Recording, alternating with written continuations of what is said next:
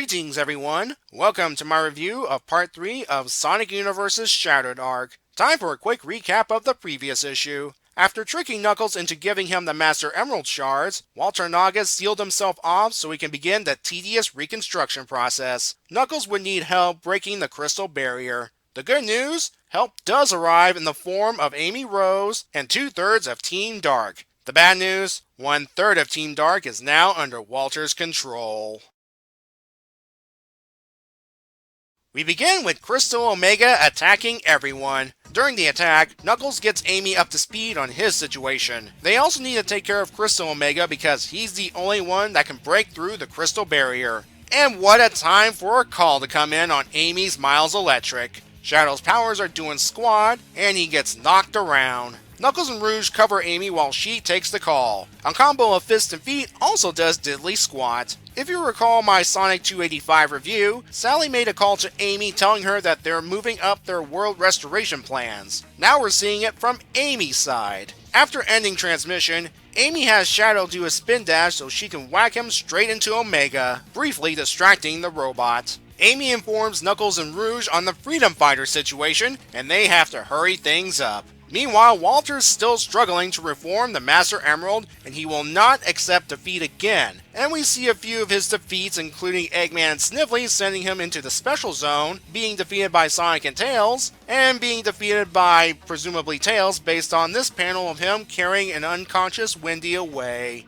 His worst defeat was when Eggman tested his Genesis Wave technology for the first time, which split the world into pocket dimensions. He was unfortunately caught between the rifts. When the world was fixed, it left Nagas powerless. Not even returning to his ancestral home could fix that. He was so desperate to getting his power back that he resorted to stealing some Eggman tech to help him out. Wendy also aided him. Teaching him how to use the technology is obvious, but I'm assuming she's the one transforming him into King Acorn for the old bait and switch. That plan was foiled when Nicole was sent by Sally to expose him, but he turned the situation around and forced Nicole to make a super ring. That's when Eggman sent that eldritch abomination of a Tails doll to the city as revenge against Walter. And if you're familiar with the events of Sonic 252, you know the rest. Well, Walter's persistence has paid off. He has successfully reassembled the Master Emerald.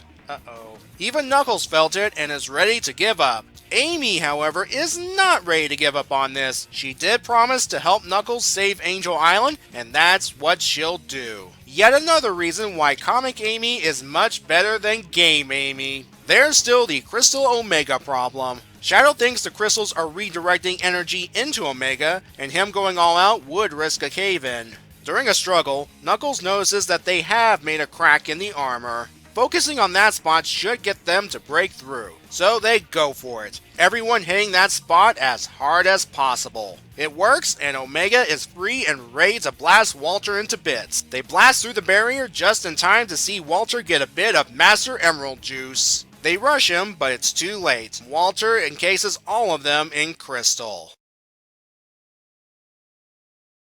Most of this part has been our four heroes going against Crystal Omega. It does show how tough a fight like this is without some advantage like Eggman's armor when he fought Crystal Sonic. It also shows that with enough persistence, they could break the crystal armor. This seems to be the unintentional theme for this issue, persistence, with our heroes fighting to free Omega and Walter trying to assemble the Master Emerald. The most interesting thing about this issue is the reveal of how exactly Walter lost his magic. Way back in Sonic 252, we get this brief mention of how Walter wound up powerless, the first Genesis Wave. Here, we actually see Eggman press the activation button. Notice his position on the panel. That's deliberate. Why? Instead of initiating an abridged Sonic 1 and Sonic 2 adaptation like in the old continuity, triggering the first Genesis Wave in this case starts up the events of Sonic Advance 3, which actually makes sense. In the game's opening cutscene, Eggman presses a button and a white flash happens, not unlike a Genesis Wave flash.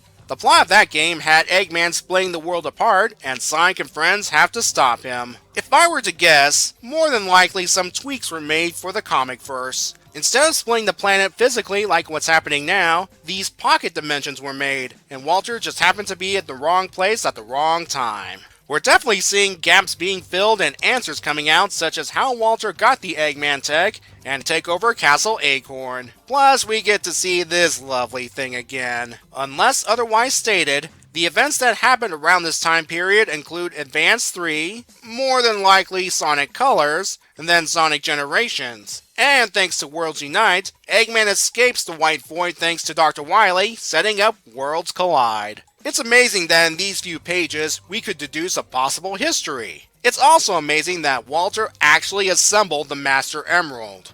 I'm giving this an 8. Again, the Crystal Omega fight took up the majority of the issue, but the backstory Walter provided helped shape the history of the new continuity, plus the art's looking better. So Walter now has the Master Emerald and has encased our heroes in crystal. Not to mention when Sonic and the Freedom Fighters succeed in their counterattack against Eggman, Angel Island will fall to the planet without the big green gem. Next time, we'll see how Knuckles, Amy, and Team Dark get out of this one. Until then, have a good day, and be safe.